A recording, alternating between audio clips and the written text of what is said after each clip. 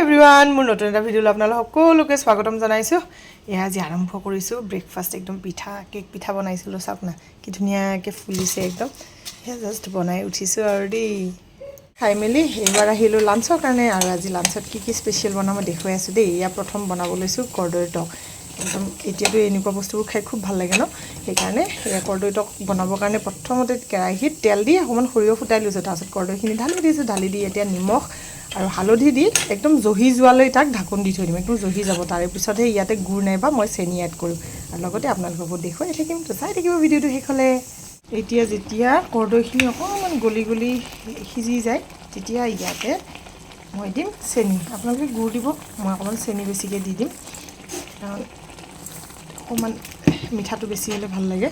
সেইকাৰণে এতিয়া এনেদৰে দি ইয়াত আকৌ সিজিবলৈ ঢাকন লগাই দিম এতিয়া কৰ্দৈ বনাই হ'বলৈ দি এতিয়া বনাম চিকেন আজি চিকেনটো অকণমান স্পেচিয়েলকৈ বনাম দেই বহুত দিন স্পেচিয়েল খাবলৈ সময় নাই আজি অকণমান সময় পাইছোঁ বনাম সেইকাৰণে প্ৰথমতে ইয়াতে এয়া দি ল'লোঁ ৰিফাইন তেল মিঠাতেলত নবনাওঁ দেই ৰিফাইন তেলত বনাব লাগে এইটো চিকেন গৰম হোৱা ৰিফাইন তেলখিনিত প্ৰথমতে আলু দি ফ্ৰাই কৰি লওঁ আলুত অকল নিমখ দিছোঁ দেই হালধি মই ব্যৱহাৰ নকৰোঁ এইটো চিকেনত আলুখিনি ফ্ৰাই কৰি উঠাই থৈ তাতে এতিয়া দি দিলোঁ কেঁচা জলকীয়া অকণমান ডাঙৰকৈ কাটি লোৱা পিঁয়াজ এইটো মিহিকৈ কাটিব নালাগে পিঁয়াজখিনি এতিয়া ধুনীয়াকৈ কাটি লৈ যেতিয়া সেইখিনি অকণমান ৰঙচুৱা হ'ব তাতে পেষ্ট কৰি থোৱা পিঁয়াজখিনি মিক্স কৰি দি আকৌ ভালদৰে এইখিনি ফ্ৰাই কৰি ল'ব লাগিব কাৰণ পিঁয়াজৰ এটা স্মেল থাকে ন সেইটো একদম আঁতৰি যাব লাগে ফ্ৰাই কৰোঁতে তাৰপিছত সেইখিনি ফ্ৰাই হোৱাৰ পাছত এতিয়া ইয়াতে মই মিক্স কৰিম আপোনাৰ আদা নহৰু এতিয়া আদা পেষ্ট কৰিলোঁ আদা নহৰুখিনি ইয়াতে দি মই এতিয়া আকৌ ধুনীয়াকৈ ফ্ৰাই কৰি ল'ম কাৰণ আদা নহৰুৰ স্মেলটোও যাব লাগিব কাৰণ যিমান ফ্ৰাই কৰোঁ বস্তুবোৰ সিমানে খাবলৈ টেষ্টি হয় কাৰণ খাম যিহেতু ভালকৈ বনাই খাম ন তাৰে পাছত যেতিয়া এইখিনি ধুনীয়াকৈ ফ্ৰাই হৈ যাব তাতে এতিয়া ধুই থোৱা মাংসখিনি দি দিম মাংসখিনি কিন্তু মই মেৰিনেট কৰিবলৈ সময় নহ'ল মেৰিনেট কৰি থ'লে আৰু অকণমান ভাল হয় তাৰে পাছত ইয়াতে দি দিম নিমখ আৰু এয়া ফ্ৰাই কৰি থৈছিলোঁ যে আলুখিনি সেয়া দি দিম তাৰপাছত ইয়াতে মই জিৰা সোৱাদ অনুযায়ী অকণমান মিট মছলা এইখিনি দি ধুনীয়াকৈ আকৌ বস্তুখিনি ভালদৰে ফ্ৰাই কৰিম যেতিয়ালৈকে মাংসৰ পানীটো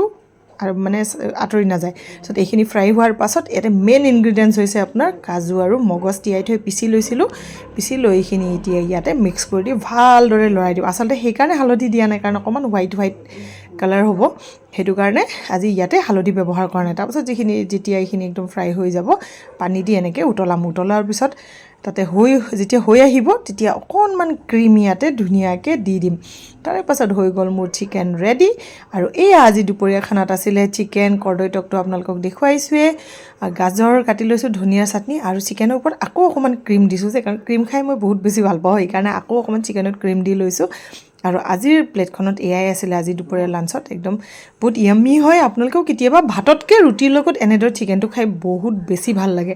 কাৰণ আপোনাৰ ভাতত এইটো টেষ্ট নাহে ৰুটি বা লুচি বনাই ল'ব বনাই লৈ এনেদৰে খাই চাবচোন আৰু যদি ভাল লাগে মোৰ ভিডিঅ'টো লাইক কৰিব নেক্সট ভিডিঅ'ত লগ পাওঁ আজিলৈ বাই বাই